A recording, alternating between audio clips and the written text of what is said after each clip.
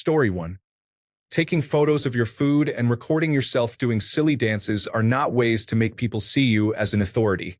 Story 2. Quieter and much less irritating. People actually talk to each other when in company, instead of a group sitting together, all looking at their own phones and ignoring one another. Story 3. It was glorious. None of the foolish actions I took as a teenager were recorded and uploaded to be held against me for the rest of my life. Mind you, nothing was bad. We were typical teens doing silly things and acting goofy. There was also no peer pressure to follow foolish trends, upload them to the internet, and then have them used against me forever. Lastly, I didn't have the anonymity of the internet to be a keyboard warrior. If I had an issue with someone, we talked about it face to face. No one acted foolishly because there was a real chance that if you misbehaved, you would face consequences. There was no shouting insults at someone in real life because you could literally get knocked out. I'm not saying I was perfect in the 1990s. We did use inappropriate language, we did call our friends derogatory names, and we were politically incorrect. Thank you, Dennis Leary. But we tended to be decent to one another overall. Story 4. More private. Everything you say or do isn't recorded and posted for your peers to scrutinize. Finding niche information was harder, but you also made connections with people that way. You joined forums and chat rooms to become a member of a community and talk to others. People's minds weren't overwhelmed by the constant stream of information being fed to them. I remember when my uncle was a normal person. He had some old ideas and would say offensive things sometimes, but he could be corrected and understood when he was wrong. Now he has a smartphone and can browse social media or his favorite news site all day, every day. He has become a different person. He is filled with hate. He is resistant to new information. He feels lost. Story 5. Social media and the internet declined when having an audience became more important than having a close friend group. Previously, it was about sharing personalized messages, updates, or news with friends, family, or acquaintances, leading to genuine interactions. Now, it feels like broadcasting every little detail to a vast audience in hopes of engagement and influence. The most effective way to achieve this seems to be through drama or sensational content. Story 6. In my opinion, people were much more respectful to each other. It is much harder to behave poorly when you face consequences for it. Story 7. Imagine a world where you went on holiday and didn't feel the need to show all the pictures you took to everyone you knew. Imagine wondering one day what happened to that girl you went to school with, and then just forgetting about it. Imagine getting upset about something that happened in your town. Perhaps you might even write a letter to the newspaper about it, but that would be the end of it. Imagine having a thought about something and just keeping it to yourself. Imagine hearing or reading the news and knowing it was probably true. In short, it was better. Sure, we embraced it at first, but now it's so ingrained in our lives that the world revolves around it. Our news is filtered through algorithms, so we agree with everything we see, unless someone shares something we can collectively be angry about. The truth no longer matters. Facts mean nothing. Story 8. If you wanted to criticize someone, you had to do it in person or on the phone, so it didn't happen as often. Story 9. If you wanted to argue about topics, you had to do it in person, which meant you probably weren't going to provoke others just for fun. You could take opposing views for the sake of discussion, but that was playing devil's advocate to test the strength of an argument or to keep the debate going, not intentionally enraging someone for amusement. Debating questions neither of you actually knew the answers to was often more enjoyable. Now, someone might say, just look it up, which I feel is only appropriate when the conversation has reached its limit.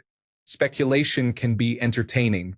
Another significant change is the availability of video tutorials for everything. On one hand, it's great that you can look things up quickly and for free, and it is extremely useful. On the other hand, I believe it has made it harder to form communities around certain interests. It used to be that if you wanted to learn a skill, you could take a class or join a hobby group, or at least visit a bookstore or library to find resources. These interactions facilitated natural socialization and allowed you to meet people nearby with similar hobbies. Now, if you enjoy singing, you don't form a group. You can simply record yourself and post it online. If you want to learn to paint, you watch tutorials instead of taking a class. The information is much more accessible, But sometimes this accessibility comes at a cost. Story 10. More deliberate gatherings, deeper connections with people, and increased patience for in-real-life interactions were essential, as that was the only way of life available. Story 11. There is a reason The Matrix refers to 1999 as the peak of human civilization. The Wachowskis were onto something. Story 12. Compassion and empathy were both higher. One had to have conversational ability on dates and with friends, not just stare at their phone. But Mike said it best. Story 13. I grew up without social media. All the kids and teenagers used to gather outside to play games and do something fun. I don't really see that these days. Story 14. It was the mobile phone that changed society. Social media is just one of the things brought to greater relevance because of the phone. Story 15. There was no keyboard to hide behind when talking to someone. You would get punched in the mouth for saying something the way people treat each other today. Story 16. For some reason, Obi-Wan's quote about lightsabers fits really well if you happen to be a Star Wars enthusiast, which I assume most Reddit users alive from that time are, an elegant weapon for a more civilized age. Most things felt better socially, though not all. A lot of that might be nostalgic. We were definitely worse at othering, though to be fair, I don't think we were self-aware enough to realize we were doing it. It just happened. We traded many good things for many bad things and vice versa. I miss seeing kids outside in large numbers playing fun yard and street games, but I love the fact that they can learn anything they're interested in within a second of asking. One thing I really miss is not having everyone's opinion in my face all the time. I miss being able to embrace the world around me without feeling forced to interact vicariously with it. That stuff is important, but I don't know if we fully understand what this kind of global intrusiveness is doing to our psyche. I'm not sure we were designed to bear those types of worries and burdens without breaking down. Perhaps that's why we think everything is on fire all the time when, in reality, there are simply fires we didn't start. They've been burning since the world has been turning. Anyway, these are thoughts from an older Reddit user. Story 17. Many things were different, but there was no platform for ignorance and hatred.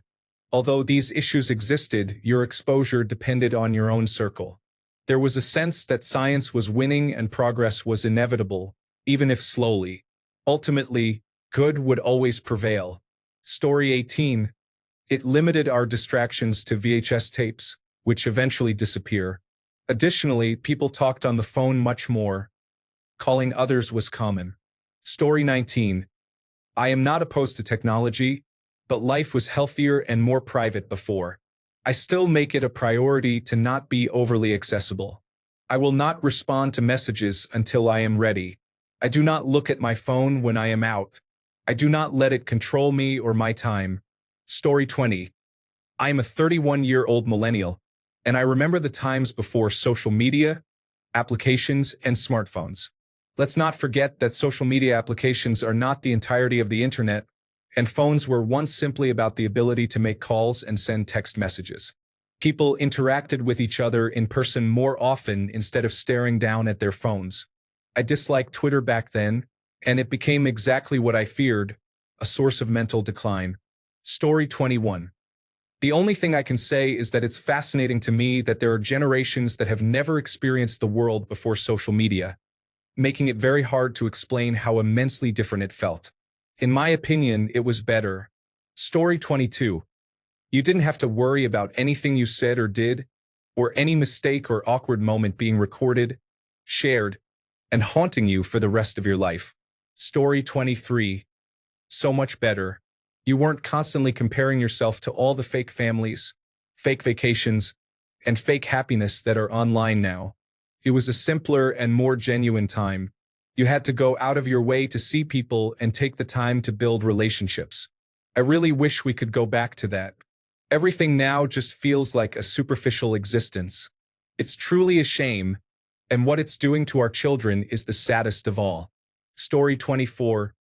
The days when I used to get bored. I haven't been bored for years, and that isn't always a good thing. The big difference is that my brain wasn't overstimulated, so I found much more pleasure in small things. Renting a movie to watch was a significant event, where I would get popcorn and blankets and actually pay full attention.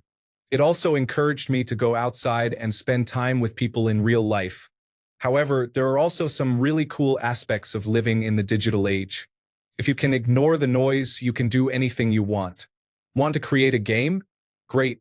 Download Unreal Engine and Blender, and there are countless tutorials available online. Story 25. I'm 41. I had anger and self-esteem issues before realizing in my 20s, around the time when everyone started using smartphones, that I was a decent-looking guy. I still have a short fuse but have grown into a confident adult who can socialize. The fact that people used to talk to each other prepared me for work and making friends, even if I didn't engage with others much when we were more social. Story 26. People used to plan meetups days in advance, and everyone actually showed up because there was no way to text, "Sorry, I can't make it last minute." If someone stood you up, you would just stand there at the agreed spot. This made people more reliable. Story 27. I was in public school when Facebook, Snapchat, and Instagram were relatively new. People were more socially conscious. They actually looked around for other humans instead of at their phones all the time.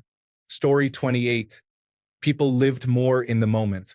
They had to go out and meet people to socialize and make friends. Texting was a thing, but it was a supplemental form of communication, not the main one. At concerts, the vast majority were not filming on their phones or live streaming. They just enjoyed the music.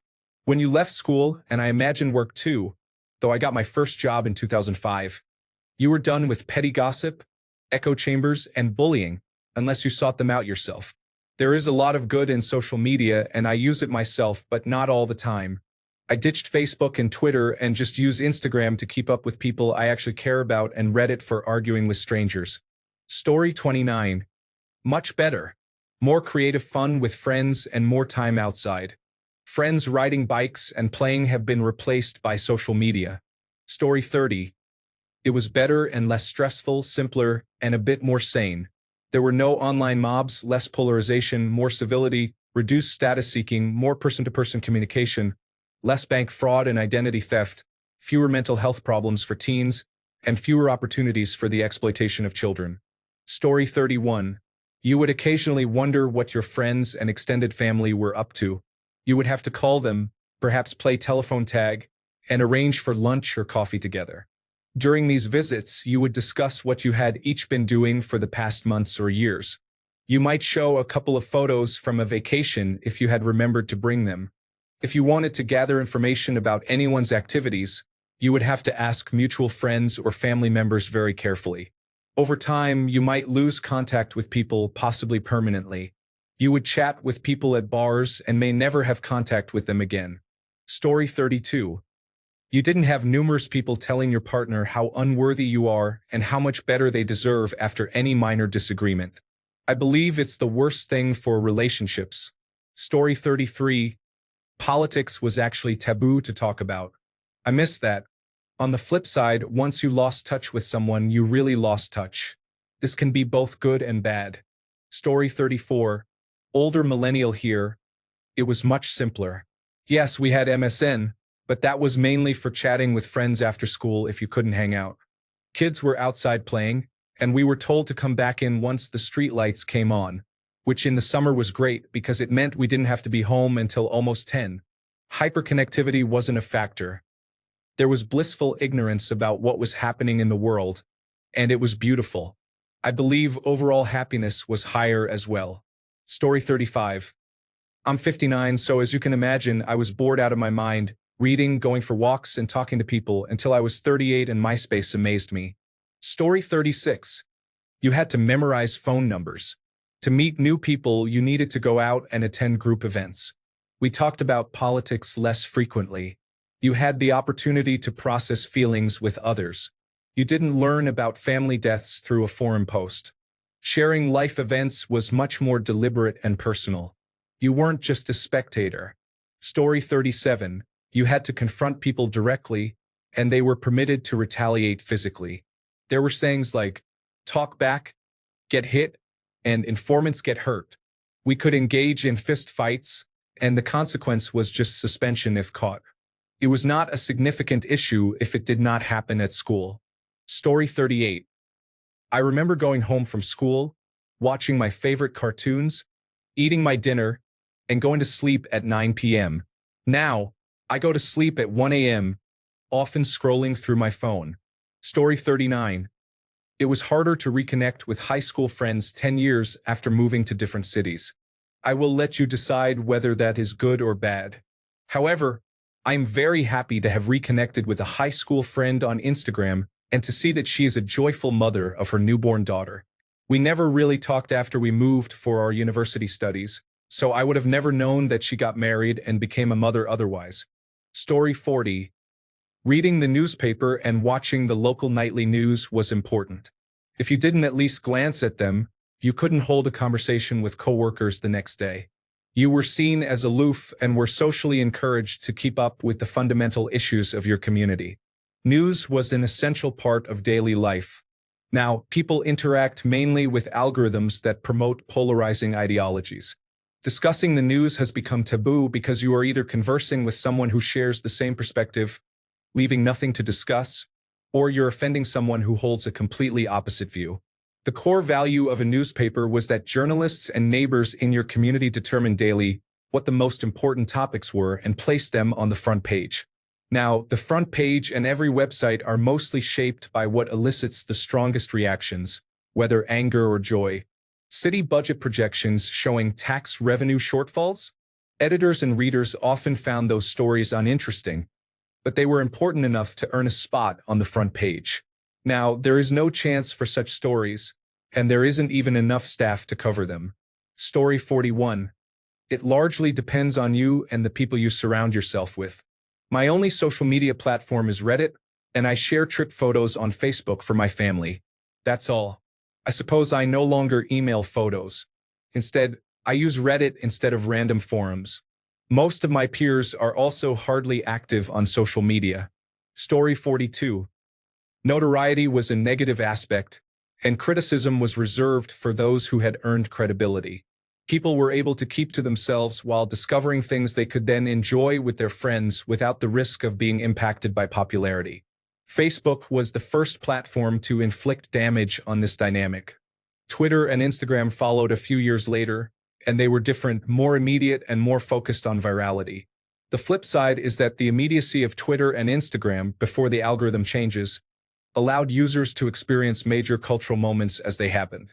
A significant factor in the decline of social media was the introduction of the nonlinear timeline. The inability to see posts in chronological order undermined the purpose of social media and led us to the current state. Story 43. I remember taking my horse and carriage to the market for some meat. In my day, there were none of these fancy roads, as you young people call them nowadays, so we had to ride carefully. Oh yes, the horse and carriage. His name was Bob, and he was a lovely horse. We fed him apples. 2 apples per mile was what he used to get. We would ride until sunset and bring back some meat to feed the family. Nobody knew about our travels, and some days we had to stop by the river over there to take a little break, as the sun would be relentless. But back then, the sun seemed bigger, the largest thing you could see in the sky, I tell you. Good old memories from the year 1907. Story 44. In the 1990s and 2000s, you knew your neighbors because it was challenging to have a social life. You tried to invite people over or at least get to know their likes and dislikes. In the Philippines, where we exported people widely, missing loved ones was particularly difficult. You could only afford to call them through a very expensive hotline if they were abroad and wouldn't be back for 2 years. Most people would only have updates once every 6 months, if at all. If you went somewhere fancy, the only digital space to share it was through a blog, open to everyone's viewing. Having a digital footprint in the early 2000s was actually worth praising. Kelsey has a blog called Kelsey Writes 92. Wow, that girl is ahead of her time. Story 45. I had to knock on my friends' doors or call them on the landline to see if they were home and could come outside. When we got older, we all sat at our computers and chatted online. Story 46. Honestly, it is better than it is now. In the future, I am sure studies will be conducted on the damage social media does to mental health and the impact it has on political discourse. Story 47. More personal contact is obviously preferable. Aside from that, it was much quieter and less disruptive. The constant barrage of sensational media, which promotes any nonsense-spouting individual and amplifies their reach, is horrendous. The fact that it can be weaponized by anyone who can produce a social media army to push their agenda does not help either. Story 48. People socialized face-to-face. This was beneficial if you were in a place with many others who shared your interests, but not so great if you were passionate about something that no one else cared about. In the evenings, people would watch television, and since there were not many channels, everyone tended to watch the same programs and discuss them at work. They also attended various club meetings or participated in active hobbies, such as bowling. At home, people engaged in numerous hobbies. Growing up, my parents would read books, knit, or sew, and my dad often worked on small engines he was rebuilding or fixed cars. They also maintained a half-acre garden with fruit trees, and during the summer, any time not spent working was dedicated to picking and canning the harvest for family use. Story 49. Concerts were full of waving hands in harmony. Now, concerts are full of outstretched hands with cell phones recording. Story 50. A lot less stressful. I remember spending time with friends in the sun. Everyone was fully present, and anyone who was not there missed out. Story 51. The best part of life before social media was that there wasn't an expectation to update distant strangers on your life. I have mostly given up on social media and rarely post. People often ask, "Are things going okay? How are you and your wife doing?" As if I am obligated to provide updates. My life is great, everything is going well, but if I don't post, people assume I am in some downward spiral. I firmly believe that people reach a point in life where they feel the need to hide their possessions and purchases because, as they grow, it can appear braggy when their purchases become more extravagant. Story 52. Fewer people were angry all the time. People spent more time outside. Knowledge was primarily gained from books or passed down through generations. Once a friend moved away, communication was limited to occasional letters. My neck didn't hurt as much. Story 53. It's important to remember that even older users of Reddit are going to have different relationships with this depending on how old we were when social media emerged. I was a sophomore in college when Facebook launched and was at one of the first schools to get it. In my humble opinion, our generation has unique experiences. I got to experience all of the benefits of a pre-social media world that everyone has discussed while learning about social media as it was being developed, particularly during the peak years of Facebook from 2004 to 2012. Now, I navigate both its benefits and drawbacks.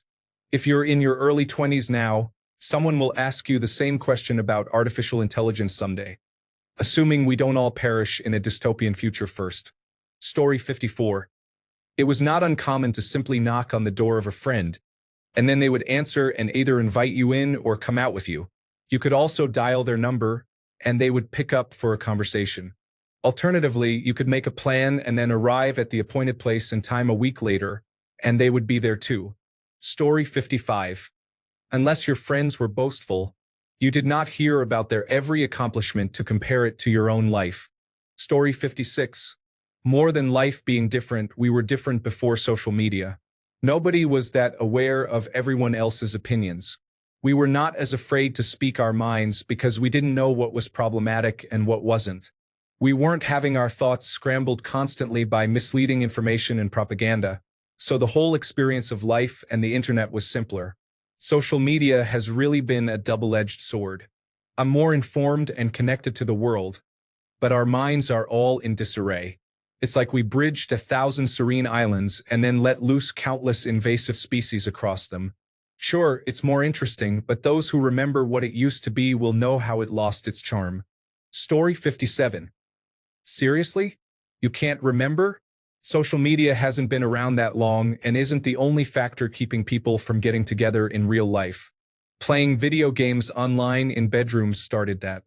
Story 58. As an older person, I find that life was simpler and more peaceful.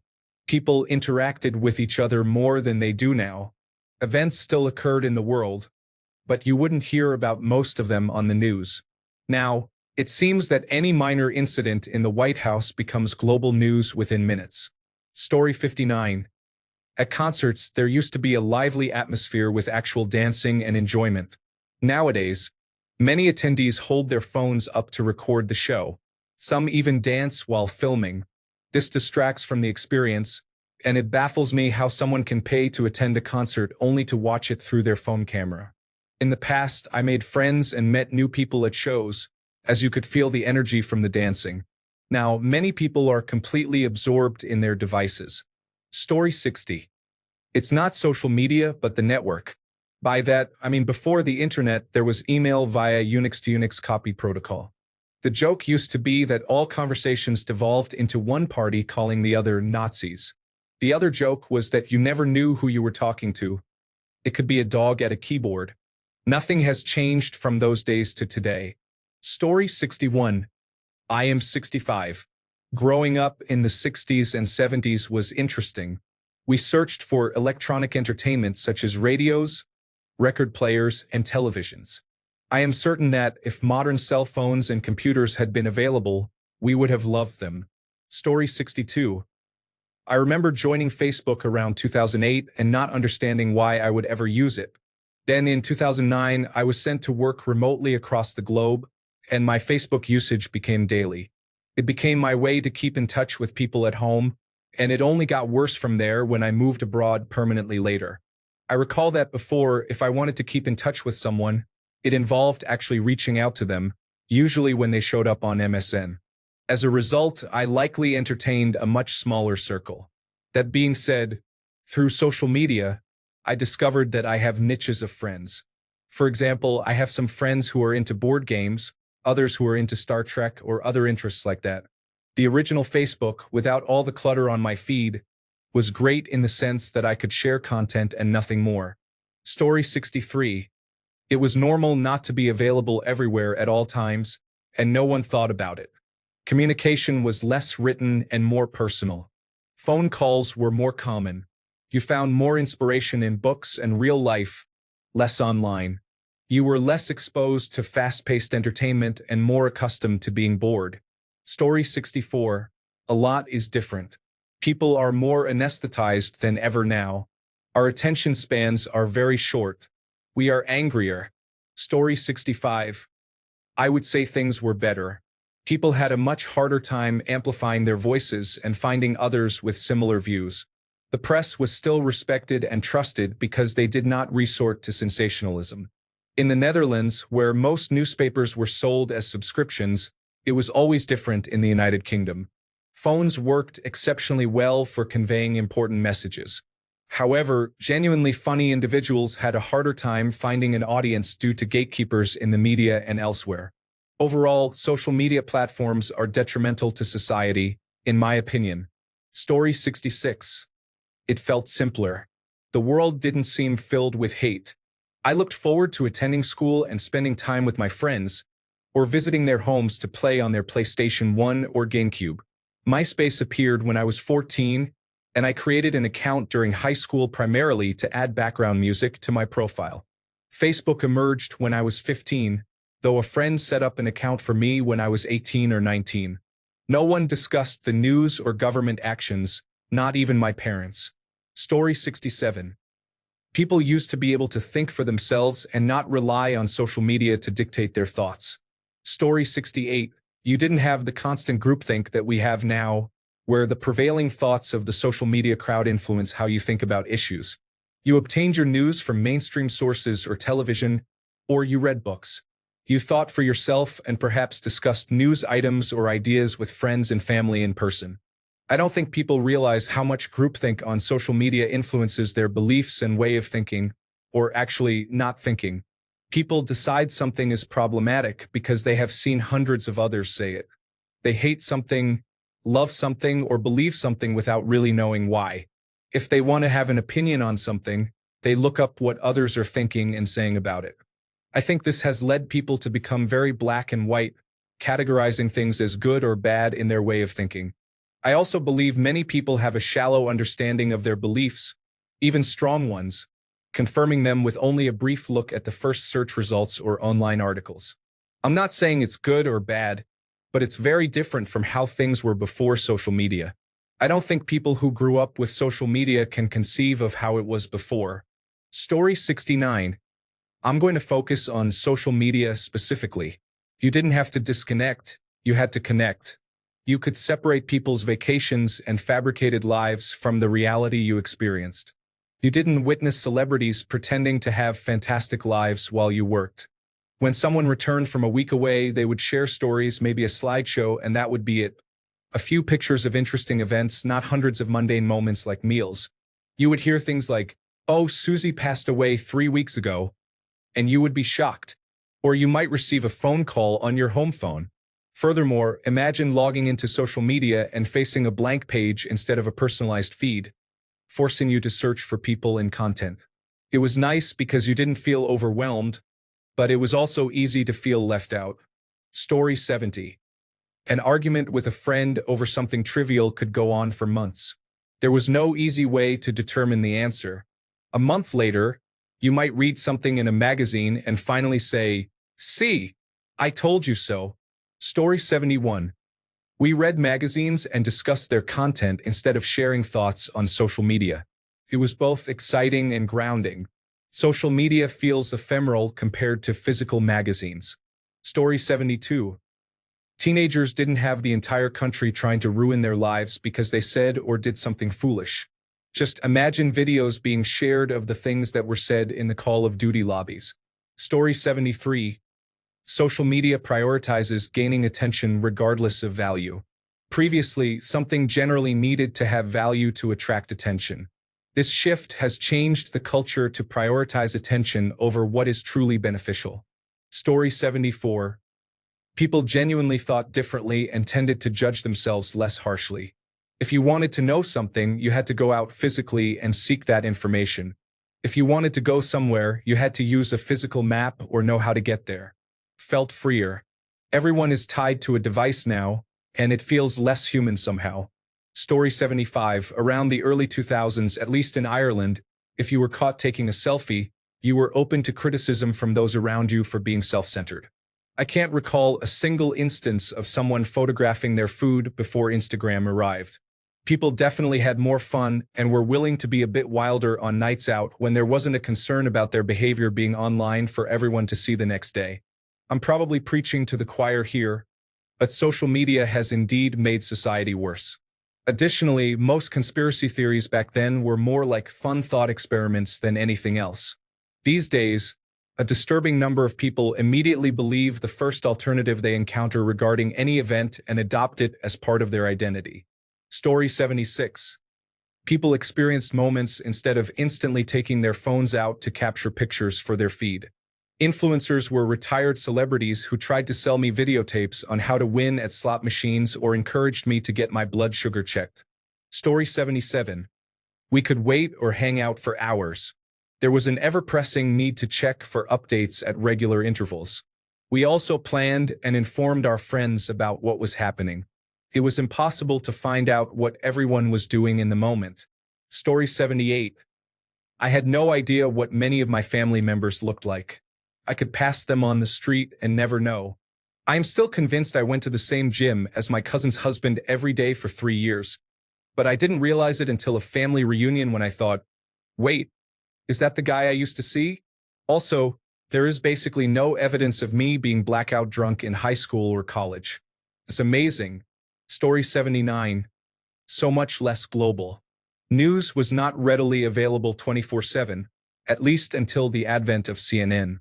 The Olympics were on tape delay, and most people did not know the outcome ahead of time. Story 80. It is so much better that I cannot even list all the ways. Honestly, at this point, I wish it had never existed and that creating websites was only allowed by professionals. The only exception for public editing would be Wikipedia. Story 81. Am I considered an older person now? Sincerely, a 1990s millennial. In response to your question, I would say it is quite different. It wasn't just a lack of social media. There was also less integrated technology in general, and parents who limited screen time, encouraged outdoor play, and made a point of organizing playdates. While there are still wonderful parents today who do similar things, I have a niece who grew up with screens, so I witnessed the impacts firsthand. Story 82. I would like to say it was healthier, but I am not sure it was. It was definitely different. It certainly has not helped evolution. Story 83.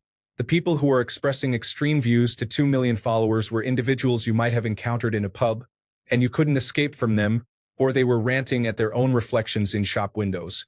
Social media has provided a platform for uninformed opinions. Story 84. I'm Generation X, and I can't tell you how many times I've said or heard, I am so glad social media wasn't a thing when we were growing up. It was awesome. I've pretty much ditched all my social media accounts at this point. I spend a lot more time outside now. Story 85. It was a completely different world. You could go days without anyone knowing where you were. You engaged in activities instead of just sitting and staring at a screen all day. Yes, televisions existed, but growing up, I only watched around 30 minutes to an hour each day. Then I would be outside, doing things with my friends, being social in person, getting my knees scraped, going on adventures, just living in the real world. I truly believe that we were much more socialized than today. Yes, you dealt with all the same issues that exist now with social media, including bullying, but everything else was minimized without evidence online. You developed some resilience from experiences in person. Those who grew up with social media seem to be unprepared for living in society, in my opinion. Many young people appear completely disconnected from real life, immersed in meme culture, cryptocurrency culture, gaming culture, and influencer culture, which all seem to dominate their reality. Moreover, they seem overly sensitive to everything. I feel that social media has made failure the worst possible thing for young people. In my opinion, failure, as long as you can learn from it, is what forges strong, well-adjusted, and confident individuals. Too many young people are too afraid to fail, and it shows in how they carry themselves. I attribute this trend to social media. Thanks a bunch for sticking around till the end of the video. Remember to subscribe, and until next time, stay awesome and goodbye.